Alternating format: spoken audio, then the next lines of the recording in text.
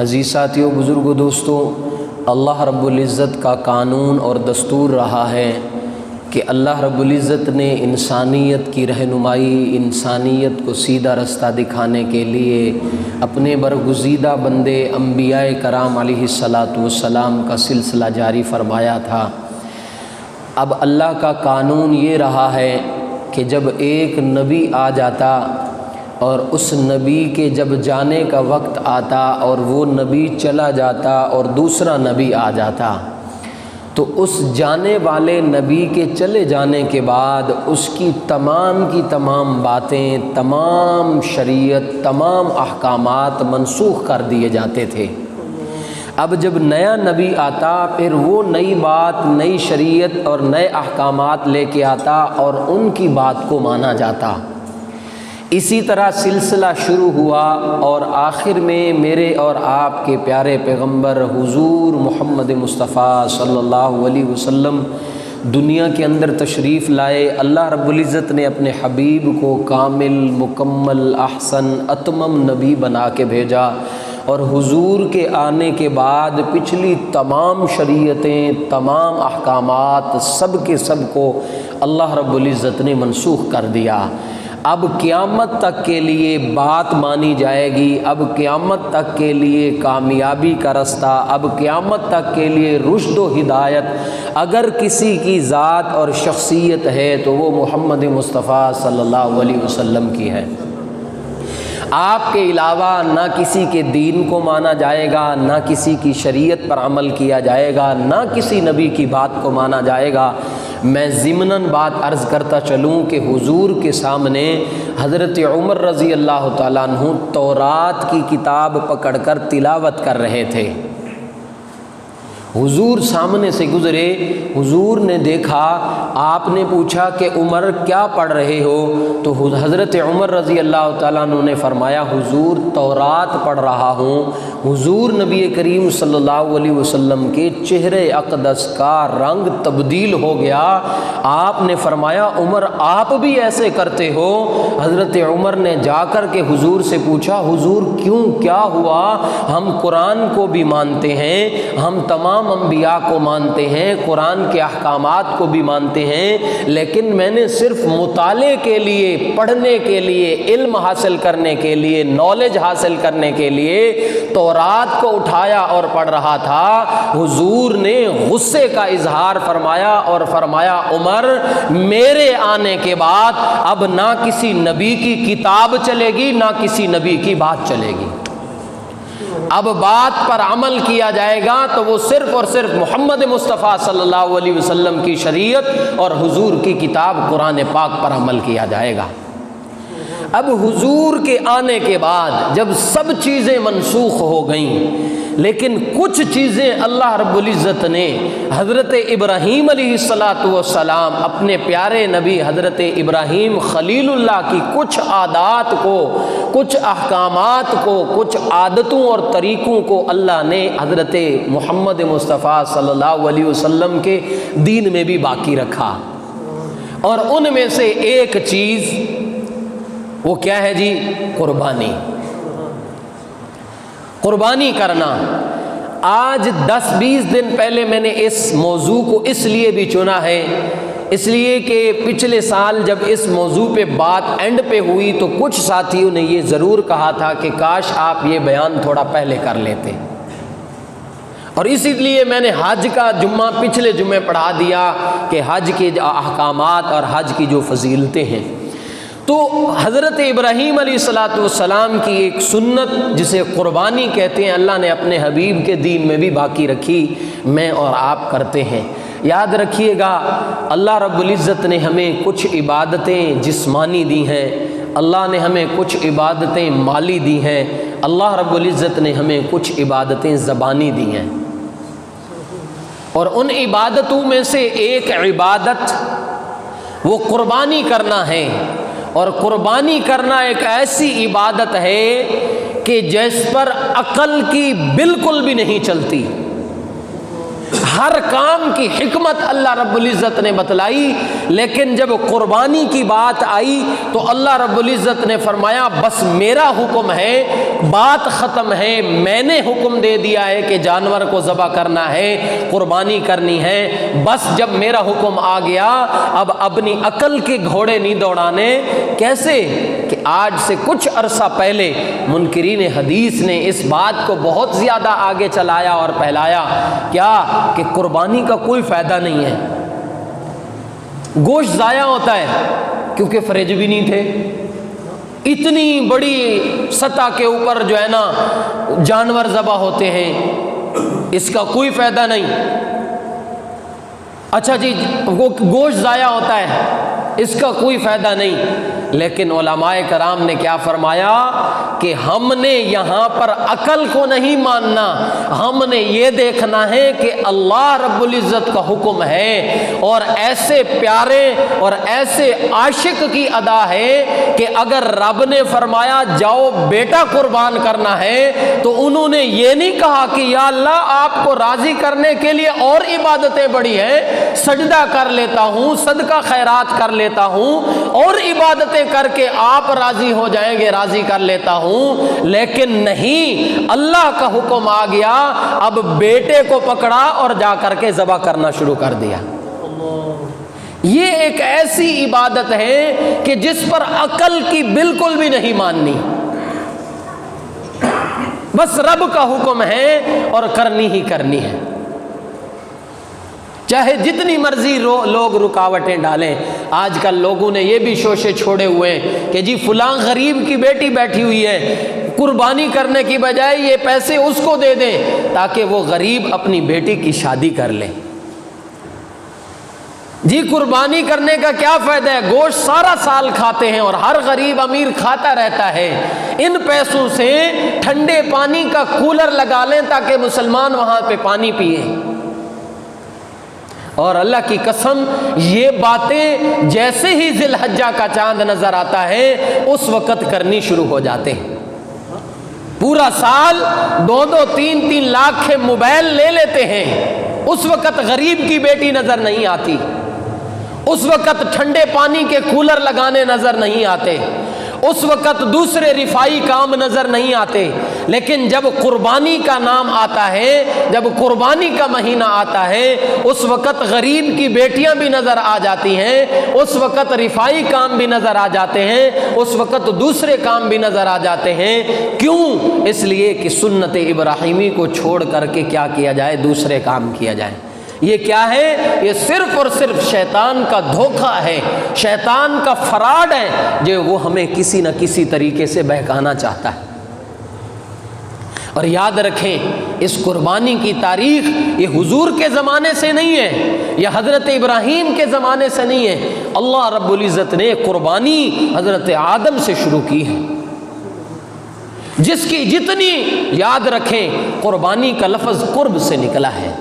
قرب کا معنی ہے قریب ہونا، اللہ کے پاس ہونا، اور قربانی قرب ہر اس عمل کو کہتے ہیں جس کے کرنے کی وجہ سے بندہ اللہ کے قریب ہو جائے، ہر اس عمل کو قربانی کہیں گے کہ جس کے کرنے کی وجہ سے بندہ اللہ کے قریب ہو جائے۔ اور قربانی کو قربانی اس لیے کہتے ہیں کیونکہ یہ کرنے کی وجہ سے بندہ اللہ کے قریب ہو جاتا ہے۔ حضرت آدم کے 2 بیٹے حابیل اور قابیل کو اللہ کی طرف سے یہ حکم ہوا قربانی کرو بھائی۔ حابیل نے جانور لیا، اس کو ذبح کیا، قابیل نے تھوڑا سا غلہ لیا اور اس کو جا کر کے قربانی کیا ہوتی تھی اس زمانے میں کہ ایک پہاڑ کی چوٹی پہ رکھ کے آ جائیں، اور جس کی قربانی کو، جس کے گوشت کو آسمان سے آئی ہوئی آگ نے جلایا تو اس کی قربانی قبول ہے، جس کی رہ گئی اس کی نامنظور ہے۔ کتنا مشکل عمل تھا، اور حضور کے قدموں کی برکت سے کتنا آسانی فرما دی کہ اب تم کر لو اور نیت رکھو کہ اللہ نے قبول فرمائی ہوگی، اللہ تمہیں اس کا ثواب عطا فرمائے۔ اگر ایسا ہوتا کہ گوشت لے جا کے کسی خالی چٹیل میدان میں کسی پہاڑ کی چوٹی پہ رکھ کے آنا ہوتا، مجھے بتائیں کتنا مشکل ہوتی۔ اگلے سال تو ہمت ہی نہ پڑتی کہ میں کروں یا نہ کروں، کیونکہ پچھلے سال تو ہوئی نہیں قبول۔ رب کا کتنا کرم ہوا، یہ کسی کی بھی بات نہیں ہے، یہ صرف اور صرف وما ارسلناک الا رحمۃ للعالمین، حضور رحمت صلی اللہ علیہ وسلم کی برکت سے یہ ہوا کہ اللہ نے سارے کاموں کو ہماری آنکھوں سے اوجھل کر دیا اور امید پر لگا دیا کہ امید رکھو اللہ قبول فرمائیں گے۔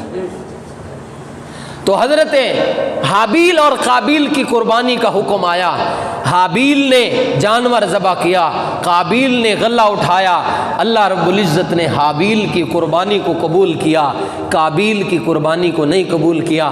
اب قابیل حسد میں آ گیا۔ قرآن کے اندر سورۃ مائدہ کے اندر آتا ہے، قابیل کہنے لگا، اللہ رب العزت نے قرآن میں فرمایا کہ ہم نے ان دونوں میں سے ایک کی قربانی کو قبول کیا ہے، دوسرے کی قربانی کو قبول نہیں کیا۔ تو قابیل کہنے لگا، اچھا اگر تیری قربانی قبول ہو گئی تو اب میں کیا کروں گا؟ تجھے ماروں گا، تجھے قتل کر دوں گا۔ تو حضرت حابیل فرمانے لگے، اگر تو مجھے مارے گا بھی صحیح، قتل بھی کرے گا نا، یاد رکھ میں پھر بھی تیرے اوپر ہاتھ نہیں اٹھاؤں گا۔ کیوں؟ انی اخاف اللہ، اس لیے کہ میں اللہ سے ڈرتا، مجھے رب سے خوف آتا ہے، میں رب سے ڈرتا ہوں، میں تجھے کچھ بھی نہیں کہوں گا۔ یہ رب کی دین ہے کہ رب نے میری قبول کی ہے، تیری نہیں کی۔ تیری نیت میں کوئی فطور ہے، تیری نیت میں کوئی فرق ہے جس کی وجہ سے رب نے تیری قربانی کو قبول نہیں کیا۔ اب اس میں میں کچھ نہیں کر سکتا۔ اور یاد رکھیں اس قربانی کا کتنی فضیلت اور اللہ کتنا اس پر ثواب عطا فرماتے ہیں کہ ہم سوچ ہی نہیں سکتے۔ حضرت زید بن ارقم، سنن ابن ماجہ میں حدیث ہے، حضرت زید بن ارقم فرماتے ہیں حضور نبی کریم صلی اللہ علیہ وسلم کے صحابہ نے حضور سے پوچھا، حضور یہ قربانی کیا ہے؟ حضور قربانی کیا ہے؟ حضور نبی کریم صلی اللہ علیہ وسلم نے فرمایا، قربانی تمہارے باپ حضرت ابراہیم کی سنت ہے، حضرت ابراہیم کی سنت ہے۔ تو صحابہ نے فرمایا، قالوا فما لنا یا رسول اللہ، اے اللہ کے نبی ہمارے لیے کیا ہوگا اس میں؟ تو حضور نبی کریم صلی اللہ علیہ وسلم نے فرمایا، آپ کے لیے کیا ہے؟ آپ کے لیے یہ ہے کہ اس جانور کے بال، اس کی اون، اس کے جسم پر جتنے کیا ہوں گے بال ہوں گے، اس کے برابر اللہ تمہیں نیکیاں عطا فرمائیں گے۔ اس جانور جسے تم ذبح کر رہے ہو، اور ایک اور بھی بڑی بات بتاتا ہوں کہ جسے تم ذبح کر رہے ہو اس کے جسم پہ جتنے بال ہوں گے ان بالوں کی تعداد کے مطابق اللہ تمہیں کیا کریں گے؟ ثواب عطا فرمائیں گے، نیکیاں عطا فرمائیں گے۔ صحابی کھڑے ہوئے، فرمایا حضور وہ تو جانور بھیڑ جو ہے نا اون والی ہوتی ہے، اس کے تو بال نہیں ہوتے۔ تو حضور نے فرمایا اس کی اون کے بقدر اللہ تمہیں نیکیاں عطا فرمائیں گے۔ اور پھر قرآن میں اللہ رب العزت نے اپنے نبی کی بات کو بڑھاتے ہوئے فرمایا من جاء بالحسنۃ فلہ عشر امثالھا، جو ایک نیکی کرے گا میں اسے 10 کے برابر ثواب عطا فرماؤں گا۔ اگر بکرے کے جسم پر کتنے بال ہیں اور اللہ ہر بال کے بدلے میں 10 نیکیاں عطا فرمائیں گے تو خود سوچے کہاں پہنچے گا ثواب۔ حضرت عائشہ صدیقہ رضی اللہ تعالیٰ عنہ کی روایت ہے، فرمایا حضور نبی کریم صلی اللہ علیہ وسلم نے فرمایا قربانی کے جانور کا بول براس، اس کا پیشاب، اس کے سینگ، اس کے کھر، اس کے بال کل قیامت کی صبح اللہ کے پاس لائے جائیں گے۔ اور حدیث میں حضور نے فرمایا بکری کی ایک مینگنی یعنی قربانی کرنے والے جانور کی ایک مینگنی، فرمایا اللہ اس کو احد پہاڑ کے برابر وزن عطا کر کے اور اس شخص کے نامہ اعمال میں اتنی نیکیاں عطا فرمائیں۔ قربانی کے جانور کو چارہ کھلانا، اس کو پانی پلانا، اس کے ساتھ جو ہے نا پیار کرنا، یہ بھی ثواب سے خالی نہیں ہے، اس پر بھی اللہ ثواب عطا فرمائیں گے۔ کیوں؟ اس لیے کہ تم اللہ کے حکم کو مان رہے ہو، حضور نبی کریم صلی اللہ علیہ وسلم کے حکم کو مان رہے ہو۔ اور قربان جاؤں، اگر ہمت اور طاقت ہو، میرے نبی صلی اللہ علیہ وسلم نے 10 سال مدینہ کے ہر سال قربانی کی، اور حضور نے ہر سال 2 مینڈھے کیے، اور فرمایا ایک میری طرف سے ہے اور ایک میری امت کی طرف سے ہے۔ قربان جاؤں، حضور نے ہر عمل میں، ہر وقت، ہر قدم پہ مجھے اور آپ کو یاد رکھا ہے۔ اور آخری حج کے موقع پہ حضور نے 63 اونٹ ذبح کیے، 63 اونٹ، اور فرمایا ایک میری طرف سے ہے، باقی سارے کے سارے میری امت کی طرف سے۔ اگر رب توفیق دے، ہمت دے، اپنے بعد حضور کے نام کا حصہ بھی ہونا چاہیے۔ لیکن یاد رکھیں، اس سارے عمل کے اندر، اس سارے کام میں سب سے پہلے نمبر پہ انسان کی نیت دیکھی جائے گی۔ جیسے میں نے خطبے میں کہا، انما الاعمال بالنیات، امام بخاری نے بخاری شریف کی پہلی حدیث انما الاعمال بالنیات رکھی۔ کیوں؟ اس لیے کہ سارے اعمال کا دار و مدار، ساری چیزوں کا دار و مدار تمہاری نیت پر ہے۔ اگر تمہاری نیت درست ہے، اللہ تمہیں ثواب عطا فرمائیں گے۔ یاد رکھیں، کبھی ایسا ہوتا ہے کہ نیت اچھی ہوتی ہے اور عمل برا ہوتا ہے، اس پر بھی ثواب نہیں ملے گا۔